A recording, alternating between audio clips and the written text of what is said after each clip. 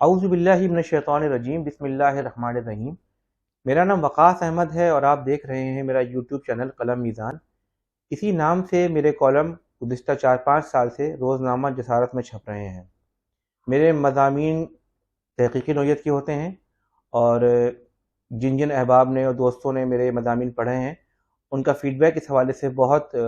حوصلہ افزا اور مثبت رہا ہے، اور اسی نے مجھے یہ ہمت دی ہے، موٹیویشن دی ہے کہ میں ولاگ کے ذریعے، یوٹیوب کے ذریعے میں آپ سے گفتگو کر سکوں اور اپنی بات رکھ سکوں۔ اللہ تعالیٰ مجھے اس حوالے سے ہمت اور حوصلہ عطا فرمائے۔ آج کے میرے اس ولاگ کا موضوع ہے کیپٹلزم اور دنیا کی معاشی صورتحال۔ اہل فکر و نظر، خاص طور پر معاشیات، سیاسیات اور سوشل سائنسز کے ماہرین اور طالب علم میری اس بات سے اتفاق کریں گے کہ موجودہ عالمی سرمایہ دارانہ مالیاتی نظام، جسے انگلش میں لبرل کیپٹلزم کہتے ہیں، اس میں کسی انقلابی تبدیلی کا اگر کوئی بہتر اور سازگار دور آیا ہے تو وہ آج کا دور ہے۔ اس کی بہت سی وجوہ اور ایک تاریخی پس منظر ہے۔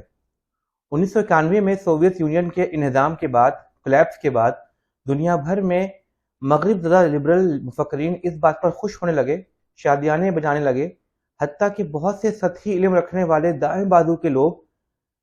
لوگوں نے بھی اس امر پر سر تسلیم خم کر دیا کہ اب دنیا میں تا قیامت صرف ایک مالیاتی نظام اور ایک آرڈر نافذ العمل رہے گا، جو انسانی عقل اور تجربے کا شاہکار اور تمام انسانیت کے مسائل کا شاندار اور واحد حل ہے۔ فرانسس فوکویاما، جو کہ امریکی پولیٹیکل سائنٹسٹ ہیں،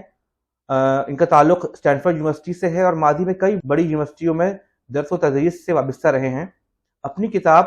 دی end of history and the last man, جو 1992 میں شائع ہوئی، کہتے ہیں کہ لبرل ڈیموکریسی نظام اور فری مارکیٹ گلوبل کیپٹلزم کے دنیا بھر میں کامیابی اور اس کے پھیلاؤ اور اس کے ارد گرد پھیلے ہوئے سوشل لائف سٹائل نے اس بات کی طرف اشارہ کر دیا ہے، اس بات کا اعلان کر دیا ہے کہ انسان کا سوشو کلچرل ارتقاء اور بہترین سیاسی نظام تک پہنچنے کی جدوجہد اپنے انتہا اور نقطۂ عروج کو پہنچ چکی ہے۔ یہ ان کا دعویٰ تھا، یہ ان کا خیال تھا کہ اب آنے والے دنوں میں کوئی نیا نظام، کوئی نئی چیز، کوئی نئی جہت اب برآمد نہیں ہوگی، اور یہی نظام جس کو لبرل ڈیموکریٹک کیپٹلسٹ سسٹم کہتے ہیں وہی دنیا پہ راج کرتا رہے گا۔ واضح رہے، یہ کمیونزم کی ناکامی کے بعد لبرل سیکولر کیپٹلسٹ ڈیموکریسی کی فتح کی بات ہو رہی ہے، جس کے سامنے دنیا کی اکثریت سر نگو ہو گئی۔ پھر اس حوالے سے مشہور لبرل اکنامسٹ،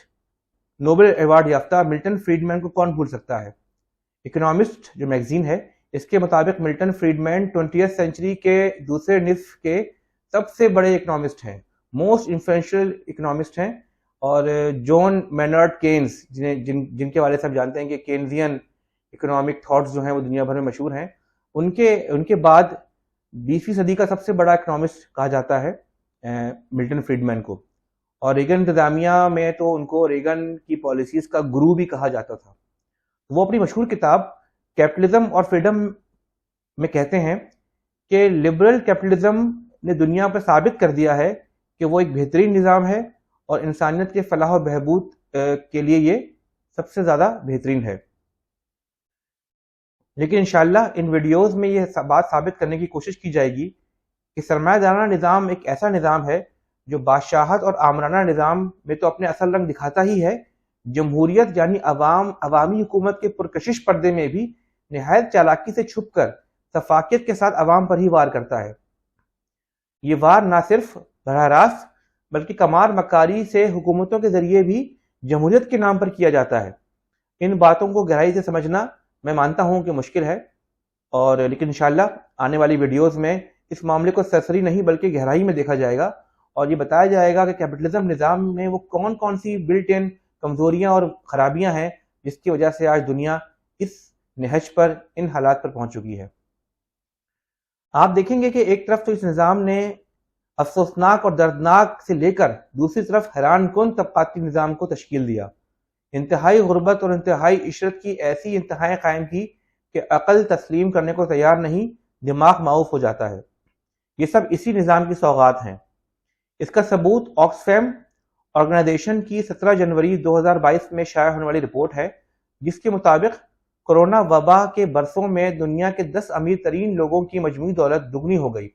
یعنی $700 بلین سے $1.5 ٹریلین، جبکہ دنیا کے 99% لوگوں کی آمدنی میں کمی ہوئی، جس کی وجہ سے مزید تقریباً 16 کروڑ لوگ غربت کی سطح سے نیچے چلے گئے۔ ورلڈ بینک کے مطابق 2018 میں ہی دنیا کی آبادی $900 روز پر گزارا کرتی تھی، اور اس میں سے بھی اگر ہم اور ڈیپ میں جائیں کہ دنیا کا ہر 10واں آدمی $500 سے بھی کم پہ گزارا کرتا ہے۔ 2018 میں یہ صورتحال تھی، تو کرونا کے بعد اب کیا صورتحال ہوگی؟ تقریباً دنیا میں 80 لاکھ لوگ ہر سال بھوک اور علاج نہ ملنے کی وجہ سے مر جاتے ہیں۔ جنگوں اور قدرتی آفات اس کے علاوہ ہیں۔ جناب، دنیا کے تقریباً 80 کروڑ لوگ $350 روزانہ کی آمدنی سے بھی نیچے رہتے ہیں۔ یعنی آپ نے دیکھ لیا کہ گریڈنگ میں کر رہا ہوں کہ آدھی آبادی $900 سے کم، ہر 10واں آدمی جو ہے وہ $500 سے کم، اور اگر اور نیچے جائیں جو ایبجیکٹ پاورٹی اس کو بولتے ہیں، تو 80 کروڑ لوگ جو ہیں وہ $350 روزانہ کی آمدنی سے بھی نیچے رہتے ہیں۔ اور دوسری طرف دیکھیے کہ اگر یہ 10 امیر لوگ اپنی 99.9% دولت بھی لٹا دیں، ضائع کر دیں، تو بھی یہ لوگ دنیا کے ٹاپ 1% لوگوں میں شامل رہیں گے۔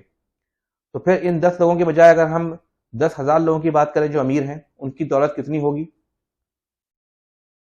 آپ کو ایک بات بتاؤں کہ اس میں ٹیلنٹ اور آئیڈیا اور کاروبار سے زیادہ نظام کا بہت بڑا پارٹ ہے، جس کی وجہ سے ان کی دولت بڑھتی چلی جا رہی ہے۔ دنیا کے لوگوں کی آمدنی گھٹ رہی ہے، افراط زر کی وجہ سے مہنگائی بڑھ رہی ہے، بنیادی ضروریات کی چیزیں مہنگی ہو رہی ہیں، اور اس کی وجہ سے سوشل انرسٹ بڑھ رہا ہے۔ ان سب باتوں میں موجودہ معاشی نظام کا بہت بڑا حصہ ہے، اور اس پر انشاءاللہ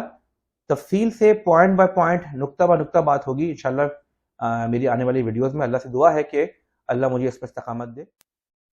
2008-9 کے ہاؤسنگ مارگیج کرائسس میں امریکہ کے سینٹرل بینک نے یعنی فیڈرل ریزرو نے کئی سو ارب ڈالر کے قرضے یعنی کہ نان پرفارمنگ ایسٹ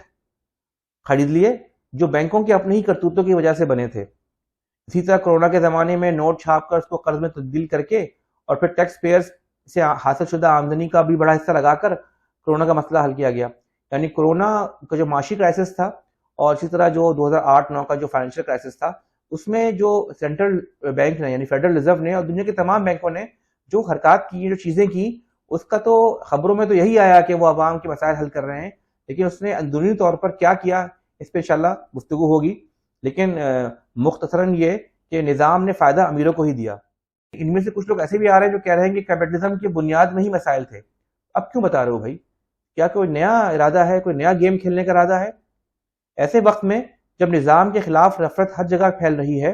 اور نظام کا بلبلہ پھٹنے کے قریب ہے، یہ نظام چلانے والا ٹولہ ورلڈ اکنامک فورم پر دجالی سپنے دکھا رہا ہے، سڑے ہوئے نظام پر نئی ملمہ سازی کر رہا ہے۔ اسی طرح دوسرے ملکوں نے قرض لے کر جو پیسہ سٹاک مارکیٹ اور بڑے کاروباروں کو بچانے کے لیے خرچ کیا، اس کا بڑا فائدہ بھی امیر نہیں اٹھایا۔ یعنی نظام نے پورا فائدہ امیر طاقتور کو ہی دیا، جو دنیا کو انتہائی خطرناک منزل اور ہولناک نتائج کی طرف لے جا رہا ہے۔ میں انشاءاللہ آنے والی ویڈیوز میں سمجھانے کی کوشش کروں گا کہ کیپٹلزم سسٹم میں یہ کیسے ہوا، خاص کر گزشتہ 120 سالوں میں اس نظام نے اپنی سو کالڈ کامیابیوں کے علاوہ کیا گل کھلائے۔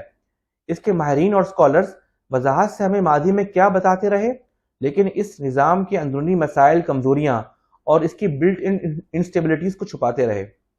اور ان میں سے اب کچھ سامنے آ کر دنیا کو بتا رہے ہیں کہ کیپٹلزم چلانے والوں سے کیا غلطیاں ہو گئیں، کیا چیز کرنی تھی اور کیا نہیں، ریگولیشن اور ریفارمز کرنا بھی تھا تو کن ایریاز میں کرنا تھا، کہاں کرنا تھا اور کہاں نہیں کیا گیا۔ اس امر کی شدید ضرورت ہے کہ مغربی معیشت کے مسلمان ماہرین اسلامی معیشت کے احکامات کو عصری تقاضوں سے ہمانگ کرتے ہوئے نہ صرف نظری یعنی کہ تھیوریٹیکلی